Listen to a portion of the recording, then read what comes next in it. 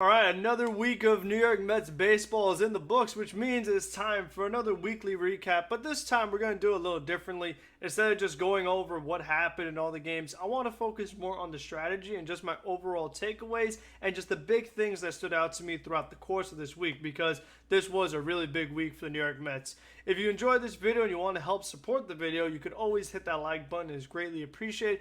Comment down below, what were your main takeaways this week from the Mets? And if this is your first time watching the Mets Weekly channel, or you want to really help support this channel even more, you can subscribe. Make sure you're watching Mets Weekly all week long for that daily content, and then you go to Empire Sports Media for all your New York sports content, not just New York Mets. So without further ado, welcome to Mets Weekly. On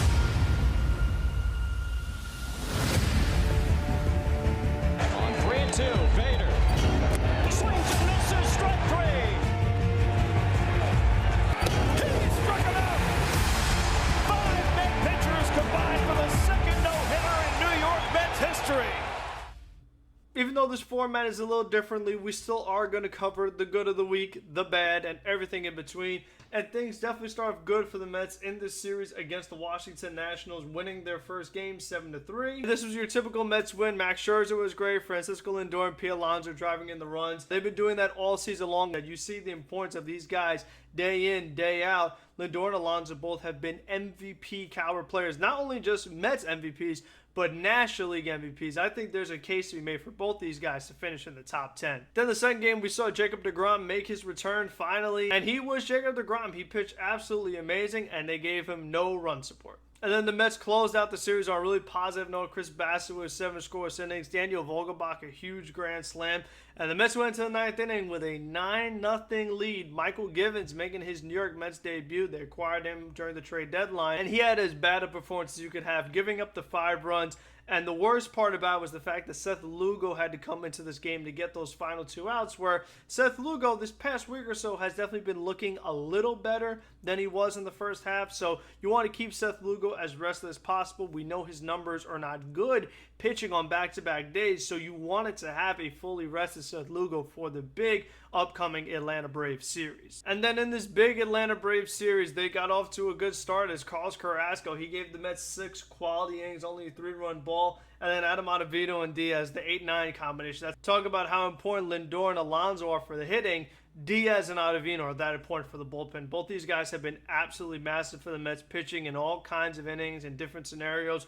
Runners on, multiple innings, working back-to-back days. Acevedo and Diaz have done it all for the Mets. They're a massive, massive piece why the New York Mets are in first place right now. And what I love so much about this opening game for the Mets was the new acquisition stepping up. Daniel Vogelbach hitting home run, and Tyler Naquin hitting 2 home runs, 1 to right field, 1 to left field. And Tyler Naquin taking over for Travis Jankowski, you see such a major difference, because the last time the Mets played Atlanta Braves, Starling Marte was not available due to some groin tightness, so Jankowski was making starts, and he wasn't getting any hits. Compared to a guy like Jankowski who's hitting home runs, and he did other really quality things this series I'm going to get to, you just see the huge upgrade for this Mets team. And it felt to me that seeing the Mets get multiple bats, not just one bat last year like they did with Baez, getting at least 3 bats with Darren Ruff in this equation as well, it looked to me like they kind of Atlanta braved the Braves, because you know last year the Braves, they got 4 bats and you saw all these guys step up. I feel like we kind of saw a glimpse of that in this first game of the series, and it was really great to see these other guys step up, and that it doesn't always have to be Lindor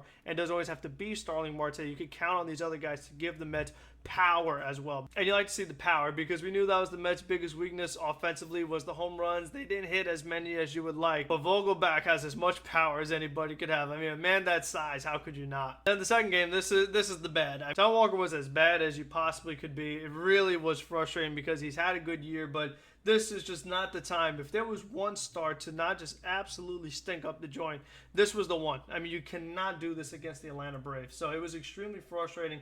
He was only able to get 1 inning. I mean, he was getting rocked in both innings. He was getting beat up in the first inning, beat up in the second inning, couldn't really get anybody out. Trevor Williams did a massive job coming in, giving 4 scoreless innings in relief to kind of save the Mets bullpen. And the New York Mets bullpen really kept the Mets in this game, and the Mets started to make a comeback. And you saw those new acquisitions. You saw Darren Ruff get involved. You saw Eduardo Escobar get involved, both off the bench. We see that following the deadline, this is a different Mets lineup. The fact that they are going with this, I know Buck doesn't want to call it a platoon, but this right-handed lineup and this left-handed lineup, and Buck Showalter isn't afraid to turn to it pretty early in the game. At the halfway mark in the game, almost half of the lineup will be different. And I'm good with it, because your job as a manager is to put your guys in the best positions to succeed. So that means that Tyler Naquin faces righties, Daniel Vogelbach faces righties, Darren Ruff, Escobar face lefties. I mean, that's the best you're going to get out of those players. So Buck Showalter is doing a good job of just utilizing these guys, getting the most out of them. Then they had the big doubleheader. First game, David Pearson making the start, coming back from the minor leagues, and he pitched really well. He gave up the 3 walks, but you know what?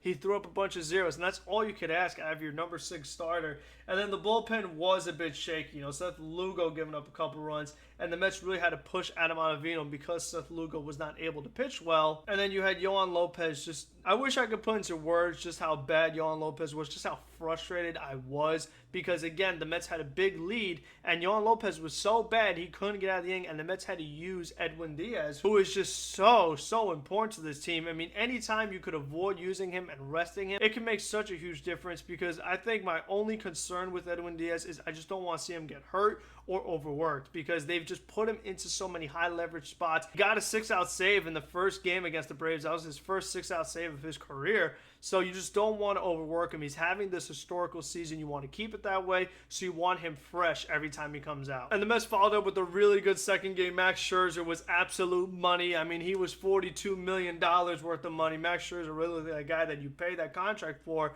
where you have a big game, you're facing the division rival, the team that's right behind you, the Atlanta Braves, in a doubleheader. And Max Scherzer, again, he was just absolutely amazing. 7 innings, 11 strikeouts. He really gave the Mets everything they needed. Then the 8th inning, of course, Michael Gibbons had to give up another run. And then the 9th inning, Trevor May was off to a really good start, but in typical Trevor May fashion, gives up a home run. And last game of the series, Mets win that one as well. Jacob Degrom, I mean, it was going to take a lot to top Max Scherzer, and for a while, pitching even better. He had a perfect game going through 5 2/3 innings. They gave up a walk, and then Dansby Swanson hit a 2-run homer, so Degrom ends up finishing giving up 2 runs, but all in all, it was a really quality start. And then Joely Rodriguez had his best outing of the year, because as we talked about, Ottavino had to work along that doubleheader. Edwin Diaz was used in that doubleheader. Needed somebody else to step up, and Joely Rodriguez did an amazing job with 4 strikeouts. He used a lot of changeups. And Joely Rodriguez and David Pearson, they're both pitchers that match up really well against Atlanta, because Joely doesn't throw that many strikes. A lot of those changeups were going into the dirt, and the Braves just chased so much, they were bailing Joely out. He was able to be really effective. And the Mets actually were warming up Adonis Medina for the 8th inning, but Joely pitched so well, he was able to get through the 8th, and they were able to arrest Medina. And Edwin Diaz came in the 9th inning, and this was about as good as I've seen a relief pitcher. I mean, he struck out the side, 14 pitches, 10 strikes, throwing 102. Filthy slider right through the heart of the Braves order. It was just absolutely electric. The crowd was so into it. It was jam-packed all weekend long.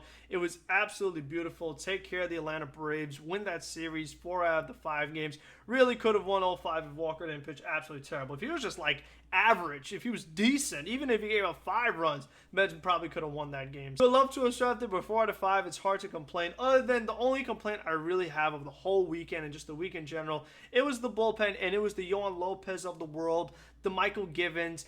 The Mets won the game, but I just would like to see these other guys, if they're given a big lead, 9 runs, 8 runs, 6 runs, be able to finish it off and not have Adam Ottavino and Edwin Diaz have to get involved in the games. All right, so let's talk about the main takeaways, the analysis aspect of it. Now, one of my biggest takeaways is we talked about the Mets using these right-handers and these left-handers depending on the situation.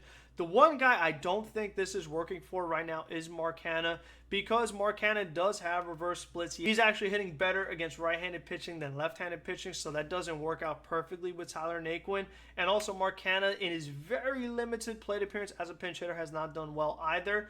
He's a guy that seems like he's someone that needs to be in a rhythm. So I believe that Mark Hanna is a guy that should be in the lineup more days than not. If they want to play him 2 games out of 3, that's fine. He's a guy above 30, so if you want to keep him rested and fresh, like I said with Edwin Diaz, that works for me because Tyler Naquin has earned plenty of ABs. Going into the series, Mark Canha was top 10 in the National League in on-base percentage, so he's a guy that you want out there more days than not. I know Buck doesn't want to call it a platoon, but I want to, so I think that for Escobar and Vogelbach it works, but Canha not as much. And I was glad to see that in the last game of the series, Mets going against a right-handed pitcher, and Mark Canha got the start against the right-hander. And then to continue with Tyler Naquin, what I loved is that you saw him steal bases, you saw him scoring a suicide squeeze from Tomas Nido. That was very interesting because the Mets were already up in the game, and it was like, why not get another run? They've bunted Tomas Nido a lot this past week, and he's been successful more times than not. So we know Tomas Nido, for the most part, struggled with the bat, even though lately he has been hitting better. But the one bunt I didn't like from Tomas Nido was in that Friday game against the Braves. The Mets were down by 3 runs. They had Tomas Nido bunt.